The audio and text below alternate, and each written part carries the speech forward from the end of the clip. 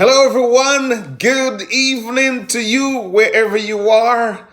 I hope and trust that you all had a great week and you are in good health and you are in the right place. I want to welcome you to Let's Talk About It. Let's Talk About It is an incisive, dynamic, provocative, and even controversial discussion. And this season, we are asking some very critical questions. Question that a lot of Christians might find uncomfortable to deal with. And so we are asking this question: Is divorce and remarriage is a sin? Can a homosexual be a Christian? Should Christians have sex on the Sabbath? There's some incisive questions. We are in for a grand time, and I just want to welcome you to this program. I hope and trust that God will richly bless you. My name is Ray. I am a doctoral candidate reading for a PhD in Christian counseling with an emphasis on family behavioral therapy. Right? And so I'm exploring, I'm asking the question, I'm probing the question, and I want you to join me. I want to say thank you very much for this privilege of just sharing in tonight's program. Now, before we do, let's get into it with a word of prayer. Father in heaven, thank you so much for this privilege of just coming to you. We ask, oh God, that you will speak to our hearts. And as we go into this discussion, Lord, I pray that this question will generate discussion and somebody can be educated and be drawn closer to you. We thank you and we bless you in Jesus' wonderful name. Amen. Amen. So thank you very much wherever you are. I just want to say thank you. Thank you. I see, we have one person here, two person here. Just come on in. Come on in, wherever you are. And so this is part two of the question: Is divorce and remarriage a sin? Sin. What do you say? Susan Taylor, what do you say? All my friends out there, what do you say? And the basis here, I'd like to share with you the basis for my question. Two bases. One, qualitative objectivity and consequential objectivity. That is the base of my argument. All right. So what are these two school of thought? Most of you have never heard about it. Yes, of course, because they were coined by yours truly. Qualitative objectivity. Let me tell you what qualitative objectivity states. Now listen very carefully. It states that there are abundance of information to justify a body of truth as right, and as such cannot be refuted. Do you understand? So qualitative objectivity says there are an abundance of information out there to support a truth which cannot be refuted. And in this case, marriage with a man and a woman. That is it. That cannot be refuted. And so the basis for this qualitative objectivity does not lie in sociological construct. It does not lie in ideological pursuit. It does not lie in religious and theological religious pursuit. The truth, qualitative objectivity, is found in the Bible. So what is consequential objectivity as it relates to the question? And listen very carefully now. Qualitative objectivity says this, and I want you to listen for it. It says this. States qualitative, what a consequential objectivity states that there are divine moral and truth. Such moral and truth are broken, were broken. Yes, broken. However, the offender, by virtue of his reformation and conversion, is entitled to the same benefit as if he did not sin or offended. So in other words, what it states here, that if a person breaks the law, he's entitled to face the court. After he spent his time in prison and he comes out, he's entitled to all the benefit of society as if he did not sin or did not break the law. That's consequential objectivity. Qualitative objectivity says something, the truth is truth, and it cannot be refuted. And in this case, we cannot refute the fact that marriage is a divine institution. And it was given to two holy beings, Adam and Eve. That is irrefutable. And I would not want to hear somebody say that is not true. Right? So that is two important constructs: qualitative objectivity and consequential objectivity. So somebody might ask me, what does that have to do with divorce and remarriage? You have to stay here and just stay with me as we get into this discussion. It is important that we explore this. Is divorce and remarriage a sin? I like to start from where I ended in the first installment of the first program. In the first program, I addressed the fact that the marriage is a biblical, cultural, legal, and a moral and a social institution. Those four important pillars are crucial to any discussion. However, for those of us who read the Old Testament, divorce rather, was a serious cultural issue where women were treated as if they are nobody, or they were the man's or the husband's property. It's crucial for us to understand that. Okay? And so when you read the text, read through the Judaism and the culture was dominated by men. Men made the law. Yes? Men determined the quality and the standing of women. Men determined what position women held in such a society. Men determined turning the value of a woman in that culture.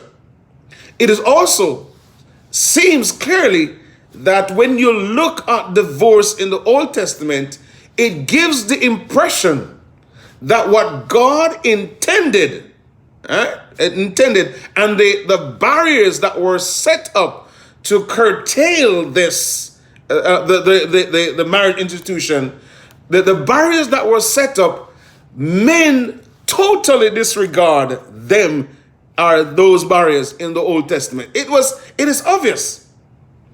We explore the fact that one of the facts is David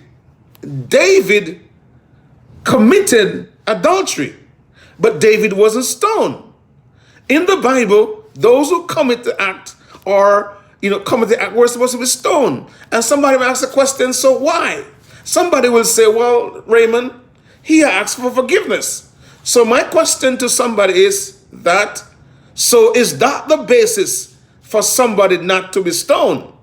Because the Mosaic law says the person should be stoned. The man and the woman should be stoned. But David didn't. And so the discussion here is that it seems quite evidently that it was unfair to women in Judaism.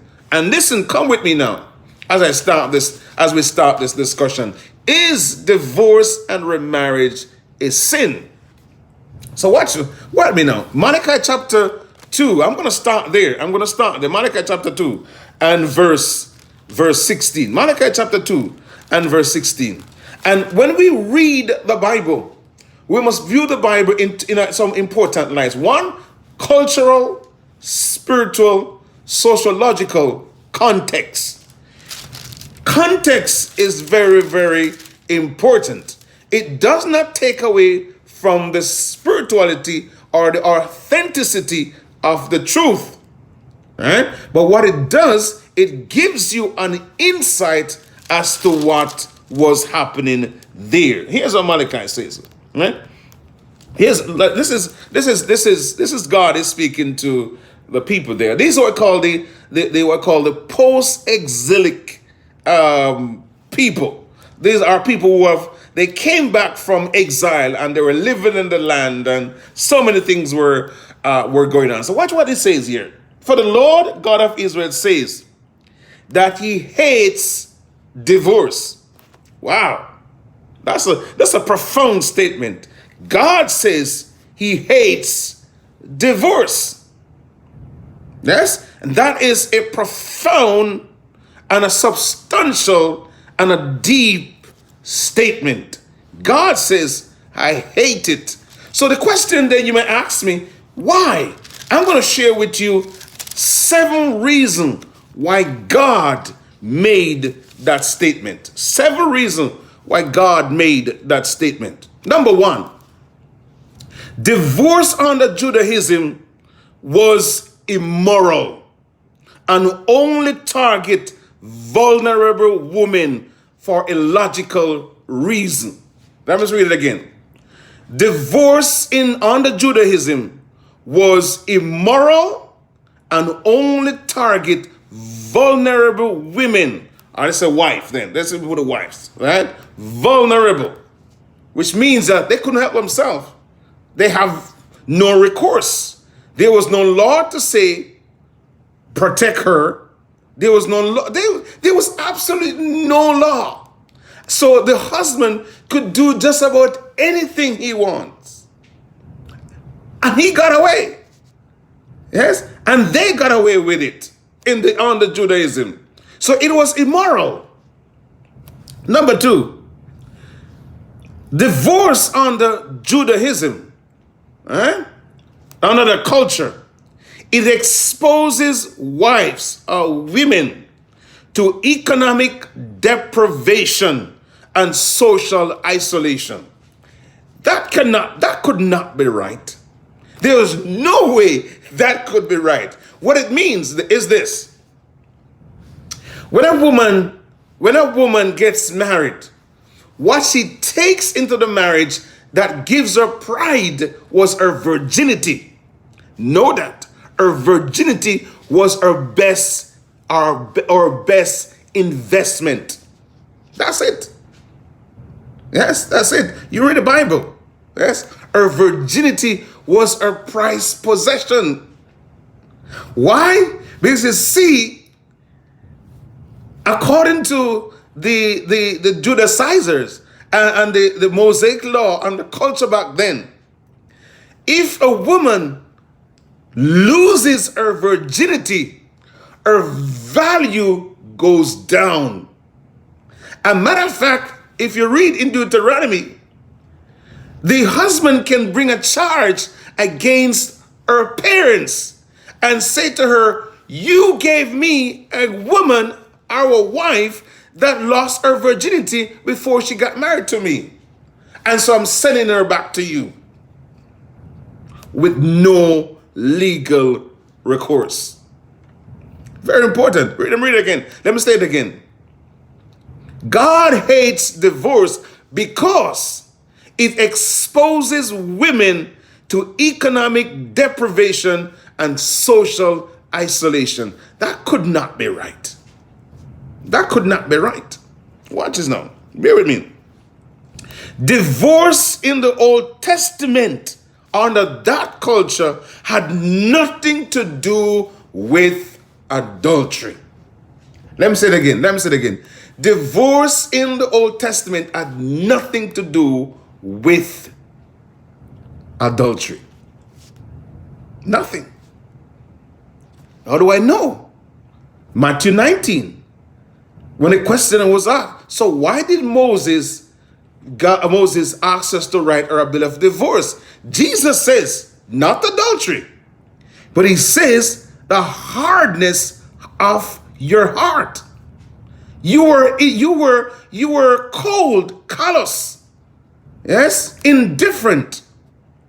Yes, you made the law, yes, for that, and you treat women with disregard.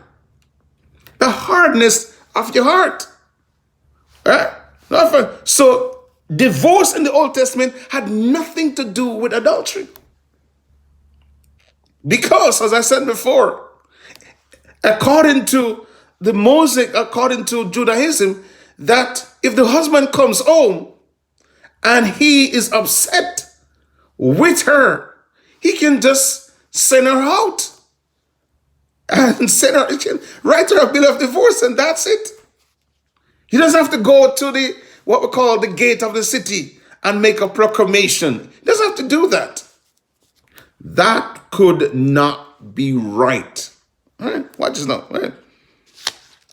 Men of power and authority benefited more from divorce than those who are at the bottom of the ladder. Yes? Men who are at the bottom of the ladder. That were those who are peasant and foot soldiers, and those who did not have money or influence, or those who were not in high power and high society. Yes, they were treated differently. Yes, for instance, I raised the point is that as it relates to the issue of Bathsheba and David. Okay, we know David slept with Bathsheba. And at that time, David had about 4 wives. Right? She got pregnant. They got pregnant. David set up Uriah so Uriah could go home and sleep with her. But the plan did not work. So he stepped it up to another level. And Uriah got killed. David took the wife. Under Judaism, David and Bathsheba should have been stoned. That was a cultural norm. That was a cultural norm. Both should have been stoned. Because God says that he does not like that, and in order to rid the land of such behavior, both should be stoned. How do I know that? John chapter 8. The woman was caught in adultery. The Pharisees and the scribe came and says, Moses said in the law, she should be stoned. But it was not her alone should be stoned. Both the man and the woman should be stoned. So people in authority got away. Yeah? You see what I'm saying? This is what God says. Let me read it again. So when God says he hates divorce, you have to understand the reason behind it. Don't just grab it and run. Understand the context to which God is speaking, rather than jump to a conclusion. Gather the facts before you make a conclusion. Watch this now. This is very clear. Number 5. So men of power and authority benefited more from divorce than ordinary people. Yes, they could do that. Money, influence, power, culture. Culturally, that was what was going on. Yes? And remember how God views us. Watch this now. Let me read this. Let me read Acts chapter 6, 17 and verse 26. Let me read you read this and get a picture, a sense. Get a sense. Acts chapter 17 and verse 26. 17 and verse 26. Read this. Let me just read this, yeah? Now bear with me here. 17 and verse 26. And that's what God says. Watch what God says. What God says. And he has made from one blood every nation of men to dwell on the face of the earth. So we were made from one blood. We are equal in God's sight. But under Judaism, where divorce was concerned, it was not a level playing field. Not a level playing field. And it's a critical point here that we must understand. That when we think about it, it was immoral. It was unjust. Yes, it was unjust. Watch this now. Okay, watch this now. It was clear, number 5, it was a clear indication why God hates divorce, right? God hates divorce. It was a clear indication that if divorce takes place, okay, that individual, right, have disconnected himself from God. Right? From God. Yeah? It was clear that person disconnected himself from God, or the relationship between him and God was fractured. Okay? It's not only sociological, it's not only cultural, it's not only legal, but it's also a spiritual connection between man and God. So it's very important, right? So, and it's important because when we understand the context to which we speak, it is important for us to understand it is not that God treats people differently in one culture as opposed to another culture. It's just how man behaves. Yes? Number six. There were hardly any checks and balance in the society, in the culture, in that society. There was no checks and balance. What I mean is that if somebody, right, the legal framework, right, only protects the male. The legal framework only protects the male, not the woman. And a matter of fact, so here's a situation. So this is how society was structured back then. The man could marry her, and she's I call it the betrothed period. That's consummate. She's at her father or her parents' home.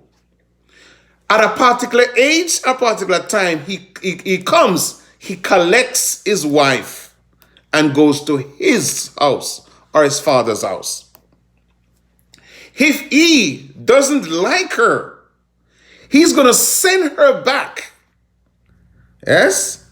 And she loses her dowry. She loses that because it was she who caused the relation or the divorce, not the man. Right? So there was the checks and balance. Yes? The checks and balance and so forth. Matter of fact, if you read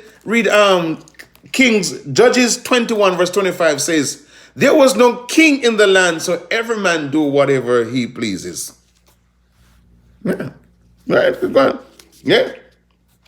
The very law that was meant to protect the abused and the vulnerable. Yes. Vulnerable and the fragile in society was abuse. Was abuse. And that's God says, I hate what you're doing. Yes?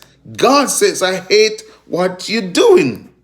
It destroys the dignity of the person. Yeah? It destroyed the dignity of the woman and the wife. And so God says, I hate it. Yes? Jewish law, Jewish law. Yeah? Jewish law against divorce was oppressive to women or to wives. Very. So that's it. Under Judaism. But now, I'm going to take you back now to the time of Jesus. All right? And share with you how changes came about. Yes? It was not perfect.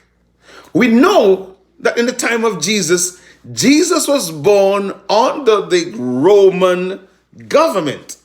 And listen very carefully. We sometimes speak disparagingly of the Romans. But I must tell you that the Romans were excellent government. Yes, they had what we call Roman Pax Sana, 200 years of peace. They built roads. Yes, they built court building. They built temple. They believe in family, and they did not like divorce. Yeah? They did not like divorce. They were not perfect. I remember they were not perfect. But let me get this one. So we know that Jesus was born about 4 BC. At that time, Herod the Great was ruling. Okay? And I want you to understand so here we have two sets of culture, right? We have the Roman culture, and we have Judaism, and they are subset culture. So when Jesus was born in a dual culture. Yes? So when you read the Bible, you have to understand the context and the culture in which Jesus Christ was born. Yes? And which the disciple or the writers of the gospel were speaking to. Watch this now. So we know that. So let's look at what divorce was like under the Roman government, and also in the same time in the context of Judaism. Watch this now, okay? And you can find this, you can do your research and you can prove me wrong, right? Because I like your comment and whatever you say, it's okay, but do your research. Watch. So Jesus was born about 4 BC. Everybody agree with that. That is a known fact, all right? Now, under Roman rulership and Roman power, women or wives were given the names of their husband. So it was under that empire, under that culture, that women adopted or take the name of their significant other. So so it makes it easy, identify, give her a purpose, and build her courage and make her feel good. Right? Okay? Under that also, property was